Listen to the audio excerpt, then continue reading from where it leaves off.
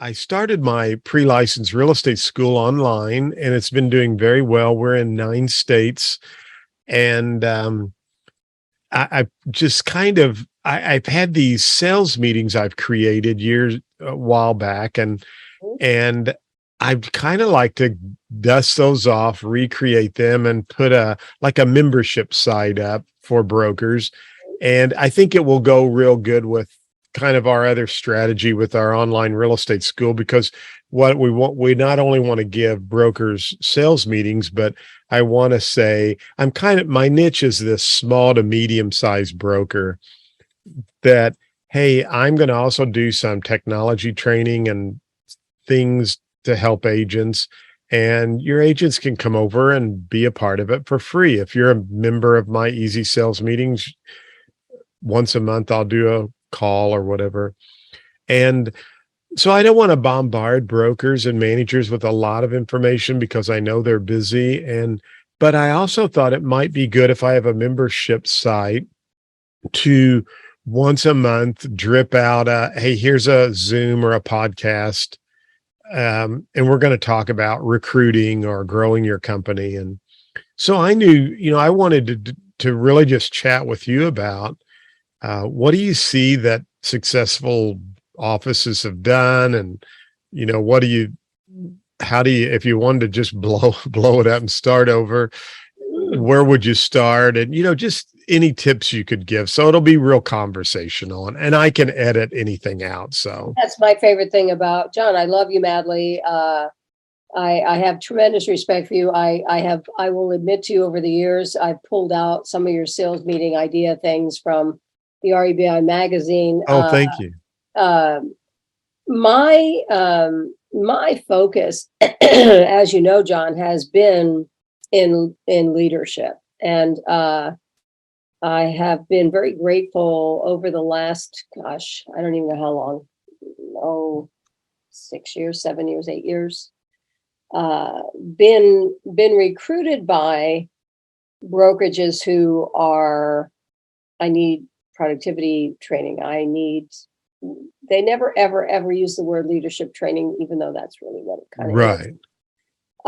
I need this, I need this, I need this. And I say, okay, sure, let's figure it out. So, they often want me to join them, which I'm not interested in doing, but I will spend the time. I had one particular company, I was with them 2 years. Because my goal was to get them right-setted, if you will, right, in terms of leadership. And, I love what you said. I focus on the small to medium-sized companies, and I know you know this, and I don't have the stat off the top of my head, but if I look at San Diego County, we have 25,000 members, which will be changing soon with the change in the industry. But out of that group of people, probably 60 to 65% of them are small, independent, unfranchised companies. Right. And that actually is trended with NAR. So the percentage of small, independent companies, non-franchised companies, but even factor in smaller franchised companies, is huge. And I loved because I think the world of you. So thank you. I actually, I think you were the first person I thought of. I was like, if I have value, I want people to get value out of this. And I thought, Ginni would be wonderful. I loved your pitch you were giving for the course that you were teaching. I saw it on Facebook, and whichever one that was. Yeah. So, but I had to smile. And I'm just going to take you down the path of some of your questions. And I love your questions. They're perfect questions to help facilitate what you're trying to do for the consumer that you're reaching to. And so managers and successes, what makes a great manager? I have to skip past that and come down to the next piece. The manager who's struggling, making over an office. I understand Gordon Ramsay. I was just going to mention that. Yeah. I don't know. I love it, but I'm going to skip down to the next piece because For me, and I'm going to use myself as an example, John. I love what you asked. Recruiting, should this be a priority? Are you kidding me? Yeah. Well, but yeah. So let me introduce you and we'll just start recording and talk about it Go big or go because home. those would be great because, so many people just don't recruit. I mean, and yet they wonder why their business is always so I'll just introduce you. We'll start talking and We're then, already recording. I know you're going to edit, yeah, so so I can take some of that as well. So, take whatever you want. all right. Well, thank you so much for joining us for this month's coaching call. And kind of just as I mentioned, I want to have something of value added content for our members. And I'm so excited to have my good friend, Ginni Field, with us. I've known Ginni for a number of years through the CRB, which is now part of the REBI, and that's the Council of Real Estate Brokerage Managers. Although Ginni, I think it's had several CRB names, and now it's part of the Real Estate Business Institute, which is so cool because that's grown. But Ginni has been in the industry for a long time and really has focused on helping leaders and managers and brokers. And we were talking before we started here, that's kind of what she loves. She loves to help in leadership. And I think you brought that up, Ginni. Well, so first of all, thank you, and it's just an honor I to have adore you you, on here. John Mayfield. I'm always available to you, Thank you. sweetheart. Always. But when we were talking earlier, and I loved what you said about you love to work with leaders, and I think you mentioned sometimes they don't want to call themselves a leader, but we have to remember, as a manager of 7 people or 70 people or larger, you are leading that organization. And great point. But why do you think, let's just start with, do you think a lot of times is there some kind of a disconnect as managers or brokers that gets us off track from reminding us that we're leaders? Or do you see a disconnect in that we need to be conscious of? It's an incredibly excellent question, and I just want to make sure my phone is turned off so I don't get bothered. It's an incredible question, and I've been in brokerage leadership since 1989. It started in Connecticut, and I'm just going to give you a tiny because every one of the offices I've managed, there was a backstory to. And I will share with you pretty much across the board. It involved lack of leadership, pretty much across the board. There's probably only one office I can think of in my career where, and this is an interesting point because it's still leadership, but what it was dad was retiring and he wanted to teach his kids how to run the brokerage. And they hired me to do that. And that was 1996. Mm-hmm. So I guess the way to answer that question the right way, John, is to say that all too often when we go into real estate, we don't really have foundational pieces that explain to us that we're running a business. Right. Whether it's me as an individual agent or a broker running a real estate company, we're not understanding that we have a business to run. And within that, when you're running a business, you're a leader. Exactly. You have to actually kind of lead. And so when we look at leadership as a challenge, sadly, often I feel that, and this is a passion point for me, so forgive me, but I spend a tremendous amount of time with the agent population of our industry saying, do you have a plan? And are you ready for 2023? And that's what I'm doing right now, because every place I teach, I bring it up. Right. So if you have somebody who never had a plan to be an agent, to create business, who just, I made enough money, now I'm going to be a broker, but I didn't have a plan to be an agent, how am I going to have a plan to be a broker? Yeah, that's a good point. And if you're not running your business like a business, it's challenging, challenging, challenging. So if I may move forward to your question, and I love your question, and it is actually my hot point, which is recruiting. Yes. And let's go back to, for me personally, and I'm going to use myself as an example, going back that far. I started, my first management office was 1989, and I'll make you laugh on this one. The guy I worked for did not provide his leadership in brokerages a P&L. We didn't know. Now, I've been running companies since I was 23 years old. So I called Right. the guy and I said, so how do I know what my target is if you're not providing me with a profit and loss statement? I don't even know what my numbers are to break even. So how can I fix your problem by running this Exactly. office? Sorry, it's the New Yorker in me. I left then and I went to another company, and I realized in 1990, when I went to a large franchise company, I realized that my job was very simple. And this is about leadership. It's a very simple formula. It's not even algebra or calculus. It's a simple formula. Hire the right people, hold them to create the business plan with them, hold them to their business plan, and help them succeed. And when you take that formula and you say you had these three pieces from the agent that you've hired, if you help them make more money, then guess what happens? Everybody makes more money. Exactly. It's a Exactly. formula. It's the simplest formula on the planet. It is. Isn't it amazing, John? It is. And, I think too, when you follow that recipe that you just shared, that's the perfect formula also for retention, because they will Absolutely. not want to leave you because you really got them to where they're at. I love what you just said. That, and I teach that when I talk to brokerages that hire me.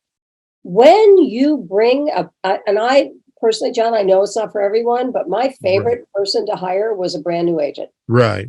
And if I look at and I smile at this because when I think of it compared to so many other places, when I was in California, I moved to California in 98, kept managing, and my largest office was 250 people. It became 250 people. When I got there, it was 125. I had 8,000 square feet to pay for. At that time, at the beginning, a staff of 4. And frankly, recruiting is how I fixed the problem, because the year I took over, it was December of 2001. Okay, we can talk about 9/11. We can certainly factor that in. But they had $168,000 in profit in December of 2001. And I was hired in December of 2001, but I was not moved into leadership until February of 2002 for a lot of reasons. They don't matter. But I started looking at the profit and loss statement, because you have to know what that looks like. You have to know what your basic expenses are. You have to understand, and this is a passion point as well, your break-even point. How much money do you need to make to pay your bills? Exactly. Before you get to the profit piece. And so I said, when I looked at the numbers and I processed the numbers and I unpacked where the bleeding may have been, I said, I got to get busy. Yeah, exactly. And that was all recruiting. And I started hiring on average 5 to 8 people a month for the first 18 months of my being there. Yeah. So, and I want to get to that to kind of uncover. And I also want those who are watching or listening to know that Ginni actually she's written several recruiting courses, but I know you have written a recruiting course for the CRB. It's a great course. I love teaching it. And go to your local board and say, hey, let's put on a recruiting class, and Ginni would be an excellent instructor for that. But two things that, you bring up here. I was talking to a lady the other day who's a friend of mine, and you may know her. Her name's Teresa Barnaby. She's a part of RIA, the Real Estate Educators Association. But Teresa was telling me when she was managing an office at one time, she said, John, I had to write, or our office, because she was on a big office like you, we had to write $1 million worth of business every day that was our quota. And she's like, I had to figure out, how are we going to write $1 million. I mean, that was what her company had figured out they needed. And I know some of those deals would fall through and not happen, but it really does start with that business plan. And one of the things, I have a little coaching program for my real estate school, is trying to figure out how many transactions do you need to do every month just to break even. So I guess as managers too, I go back when I took over my mom's company, I really didn't know all of that. And I remembered GMAC.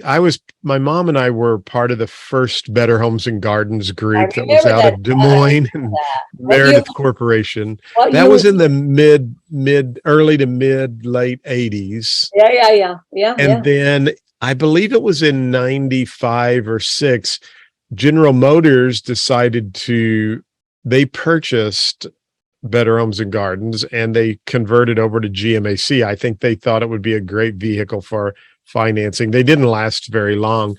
And they gave us this dog and pony show to extend and go along with them. But I'm getting to why I want to ask you this question. They did provide one course, Ginny, and I remember going, and there was this lady who taught this course. She was an elderly lady, but very good. And she worked with us that day on going through and figuring out how many recruits we needed to break even. I had never gone through this exercise, but by the end of the day, I remember looking at the numbers and I thought, I need 33 people to break even. And I only had like 14. And then I thought, okay, now I know why I'm not making any money. But walk us through that. I know it's a very complicated process, but I think a lot of times people don't realize they need to be recruiting regularly because it all flows back to making a profit. You could see that I was laughing a lot. Yeah. I understand what you were dealt. Now, she did the right thing. And I will share with you, and I've said this to everybody in leadership at REBI. Number one, I've been running companies since I was a kiddo. I focused very much on running businesses that were profitable as a kid. Even in high school, I was able to do that. So I've always looked at the formula process. I am not a science mathematics person. I'm a business mathematics person. So I always understood basic formulaic processes.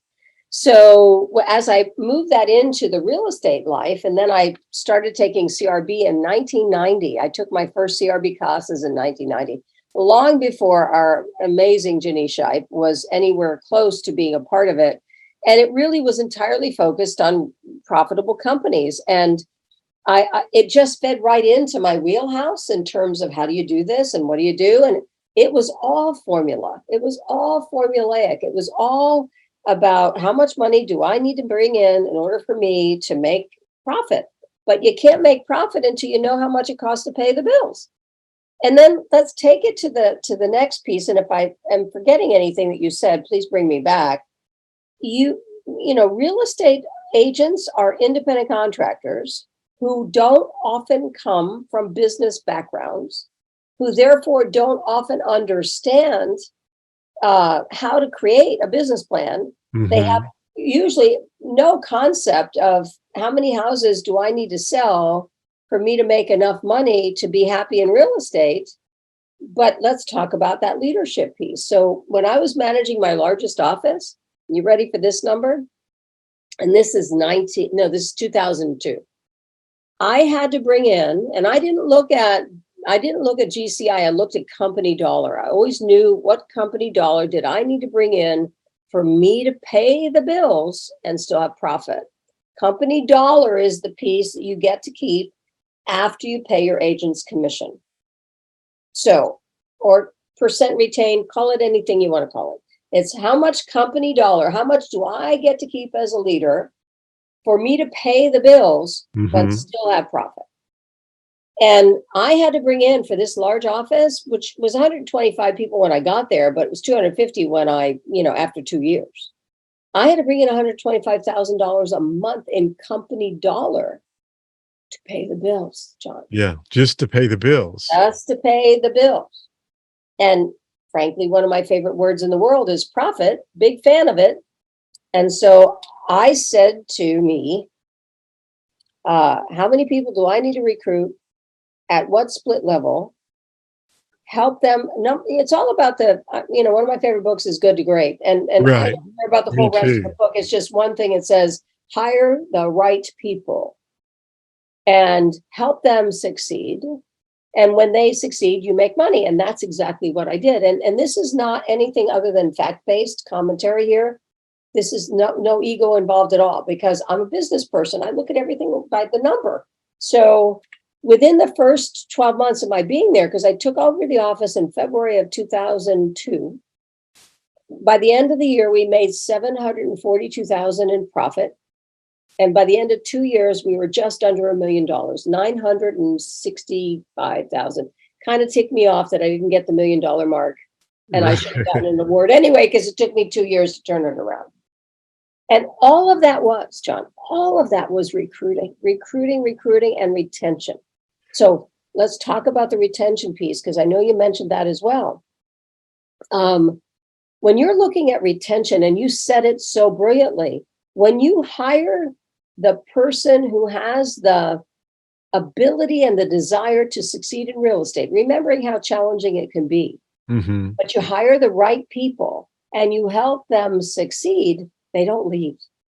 They generally don't. I mean, there's always going to be people who want to start a company, or maybe it gets wined and dined to go off somewhere else. But generally, I think most of the time, those people are so grateful and indebted because you helped get their career to where it's at, and you continue to help them maintain that longevity. Absolutely true. So if I go back to that particular office, I always use that office as a benchmark, because it was such a massive challenge with a massive bottom line budget to pay for. I always go back to that one. And I can share with you that for the most part, no one that ever left me unless I wanted to help them go. And that's a question you didn't even ask. It's like, what about termination? And this goes back. I love to, how do you determine who's good during an interview? Well, determining who's good during an interview is how you determine, do you hire them or not? And I will share with you one of the great mistakes I see with so many of the clients that I work with, mostly as a consultant working with real estate companies, is they don't hire the right people. They hire somebody that they love, really a lovely person. And I just did a video about this that I was asked to do, and it's on my YouTube channel. But it's like, you don't hire your second cousin's twice removed first ex-husband's wife because you like them. You hire somebody who has a desire to make a career out of real estate. Yeah, exactly. And then when you help them do that, then they stay, because they know that you're the conduit to their success. So you have to know what your break-even point is. You need to know what your bills are. I get asked this all the time. I have a very dear friend who's a great coach. He works with a very large coaching company. I can't mention his name, but we have a barter program going on, and he provides me with people who want to try to figure out how to create a company. And it's really kind of funny. And he says to them, just understand, the first word she's going to ask you are, do you have a plan? And do you know what you need to do in order for you to make a profit? Because it's just like any other business. Yeah. And you know what I found, Ginny, when I'll take you back to that time when I went home, and I'll admit I was a little discouraged, because I thought, gosh, this lady, according to her rules, I need 33 people. It was 30. I still remember that. And I only had like 13 or 14, 15 people. But, I said to myself, okay, well, I need to try to recruit 16, 17, 18 people.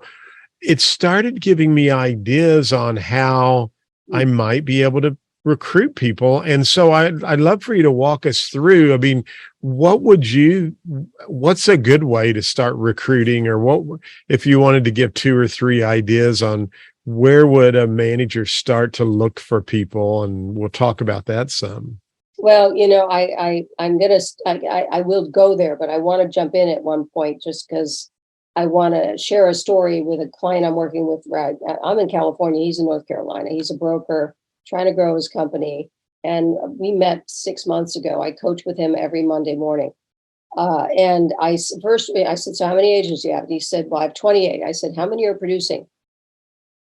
He said 6. I said, then you have 6 agents. You don't have 28.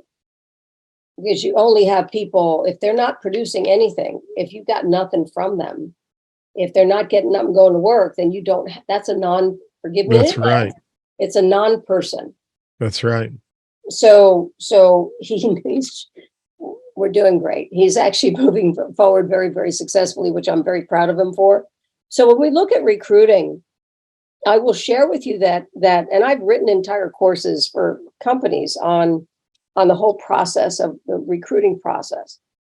And it isn't because you like them at all.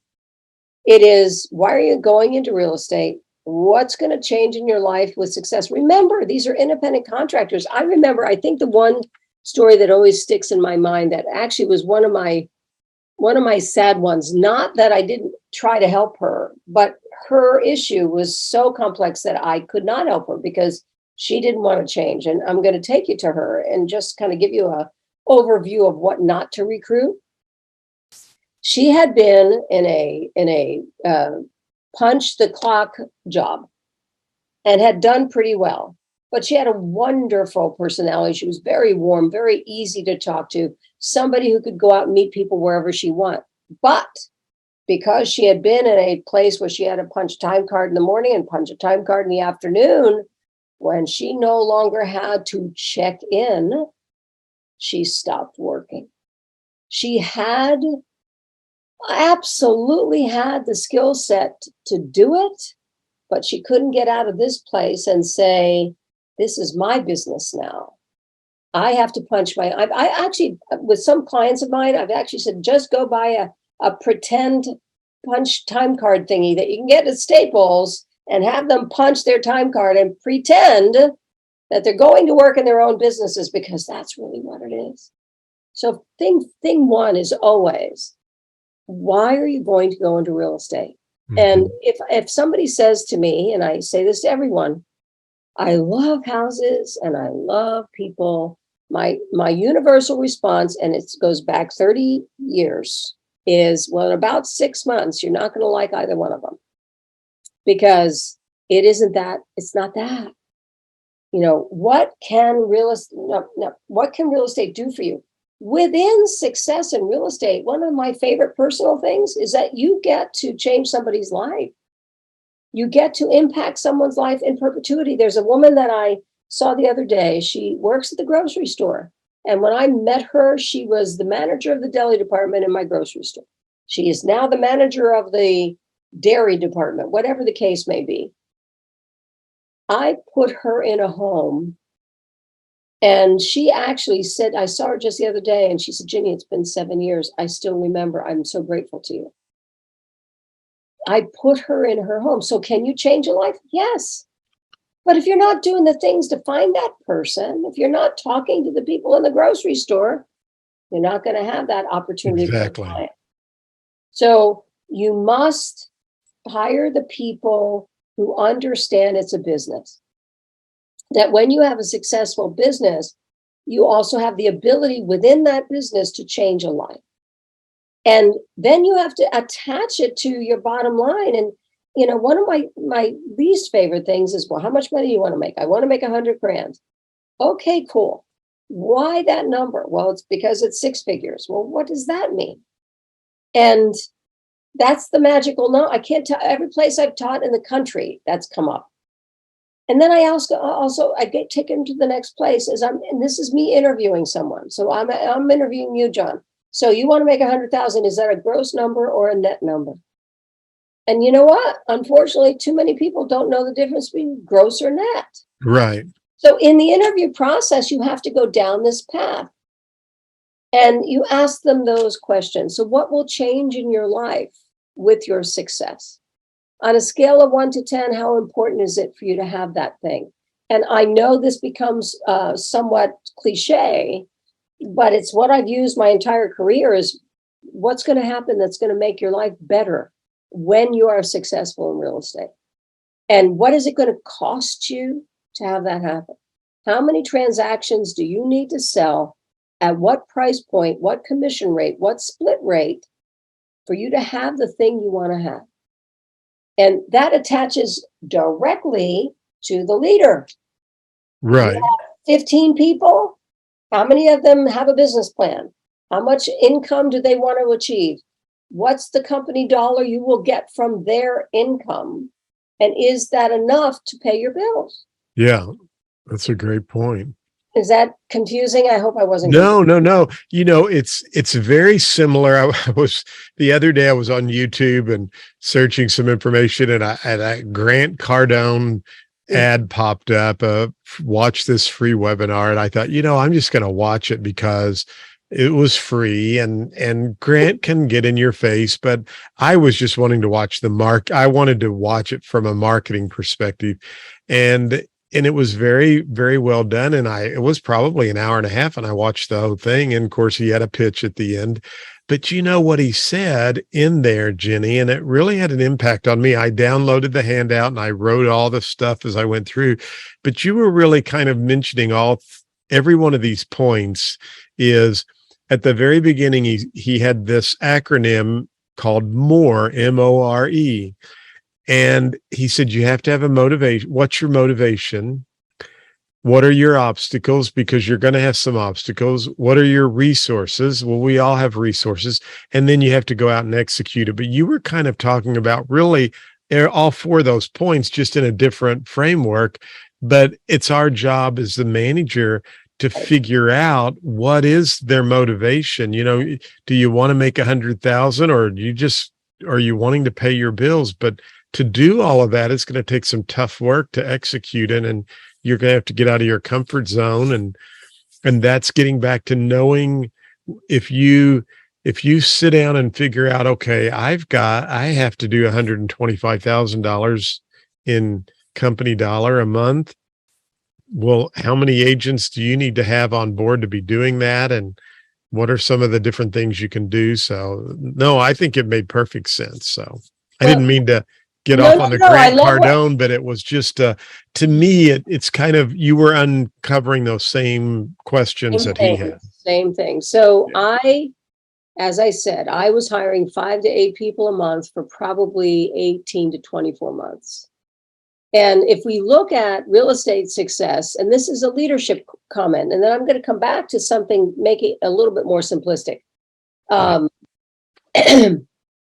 Because I knew the number and the formula, I already knew when I walked into any meeting, I'm not going to talk about me or my company. It was never about me. When I'm doing a recruiting interview, it was all about them. Who are they? Why do they want to be in real estate? Where have they been successful in the past? What do they feel that they're going to receive through success in real estate? How important is that thing to them? Because if you don't, as you know, John, you know this about real estate, if you don't have the impetus to get up and go to work every day, then you're probably, the failure rate is still 18 to 20% within 24 months. And so what ends up happening, let's take that stats, the 18 to 24 months failure rate, 18 to 20% in 18 to 24 months. Take that statistic and say, now I'm the manager who is not interviewing properly, I'm the leader, who's not interviewing properly, who is not terminating people who are not going to work every day. Sorry, I've got to talk about that too. Who doesn't hold people accountable, doesn't help people create a business plan, doesn't teach them that they're running a company, they're running a business. But I will suffer because I hired the wrong people as the leader of a company. I'm a leader, and I'm just going to hire everybody that looks really lovely and their second cousin twice removed, first wife's ex-husband. And they're not capable, nor equipped, nor desirous of running a company. Mm-hmm. And so therefore they fail, and that means I fail as well. Yeah, exactly. I think that's a great point. It's funny when you were talking about that, it took me back years ago, and I remember was doing I'm like you. I look at formulas, I look at numbers, I can glean a lot from that. And it's one of those things we don't do enough of. I mean, I'm doing it now for my social media to find out, well, what's resonating. And I'm finding out for my real estate school, the YouTube videos where I talk about state specific content seems to get the highest views. So it's like, okay, that's what I need to be doing more YouTubes on. But I remember going back and I was looking at numbers and I was so proud because I think in my office, and this is going back in the late 90s, early 2000, I was so proud because my average number of transactions per year for agents was like 6. And I remember telling my wife that, and she said, 6? And I said, yeah, honey. I said, the average in the board's only like 1.5. And she goes, no, John, our agents are only closing 6 deals a year. That's pitiful. And then it dawned on me, it's like, that is not very good when you think about it. But I mean, you just mentioned a lot of agents don't last very long. The average, we see the NAR reports for average income anyway. How do we get that up as leaders? I mean, where would you start?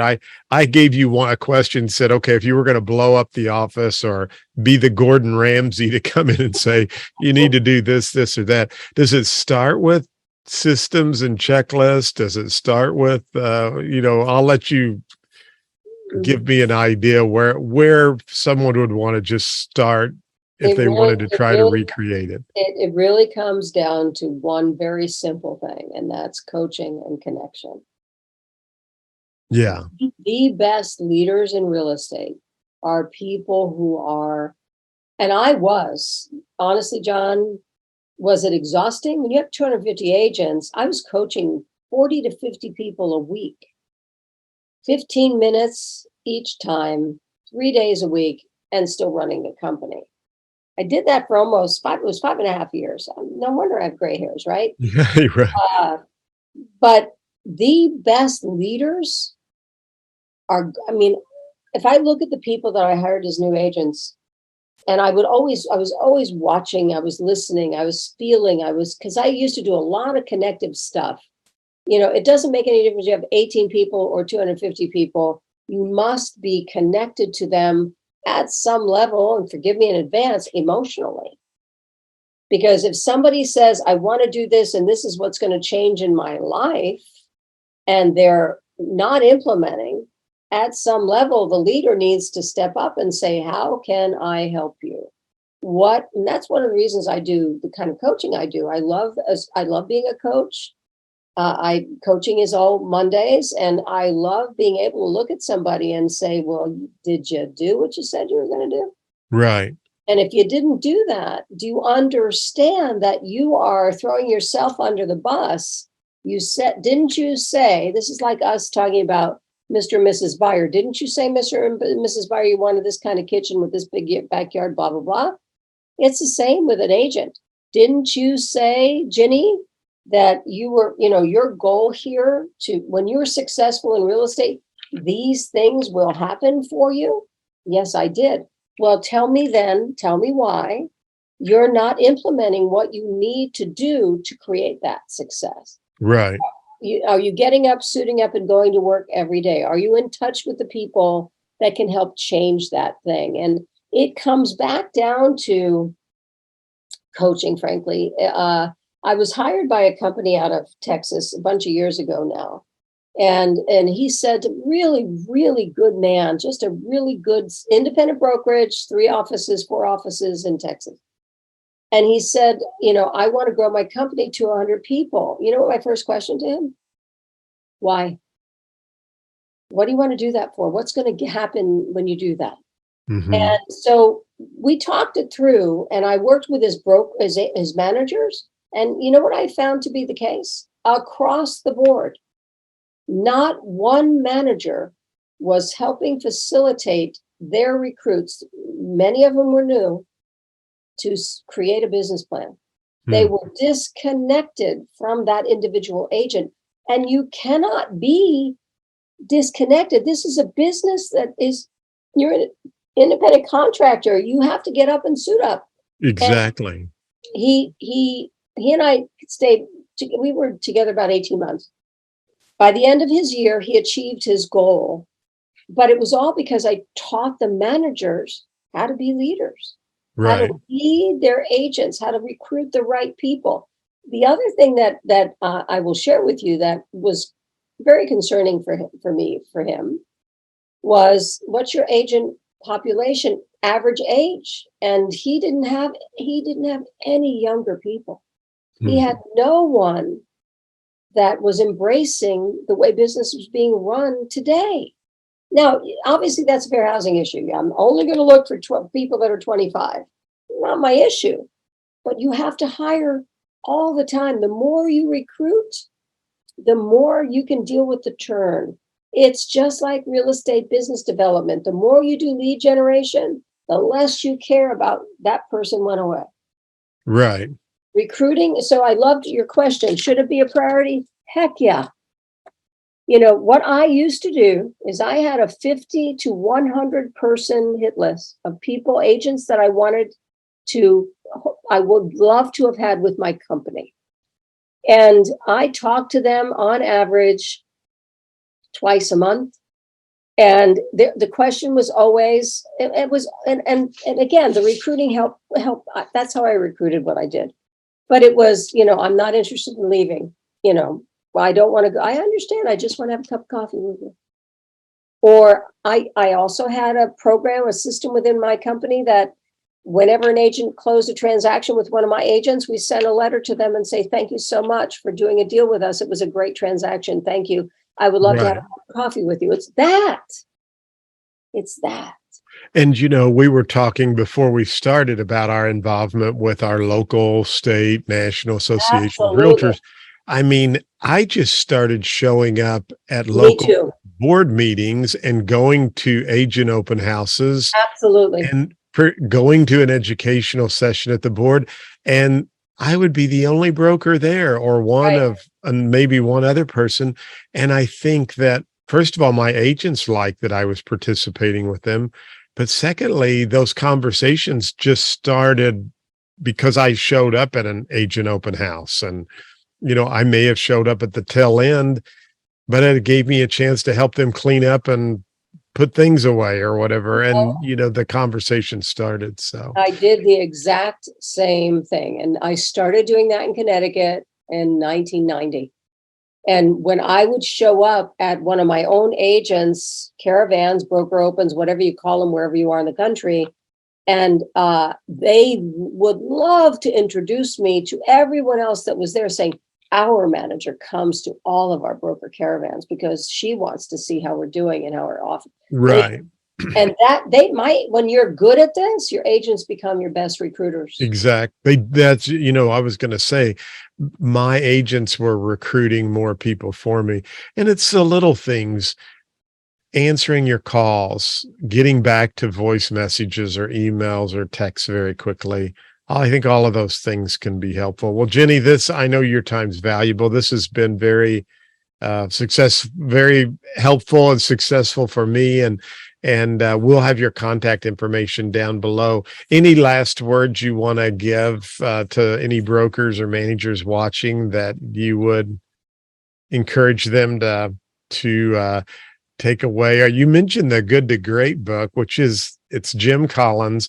And, there again, you were talking about the leader and are you asking these questions? But Jim talks about these really great companies. The reason they were, from good to great is they put the right people on the bus and put them in the right seats. And, if you're going to recruit, you want to make sure you're putting the right people on the bus. And forgive me in advance, it would not be if you're going to recruit, when you are going to. Yeah, that's right. If you have a desire, and it doesn't make any difference if it's 5 people or 55 people or 250 people like I have. Recruiting is your number one job.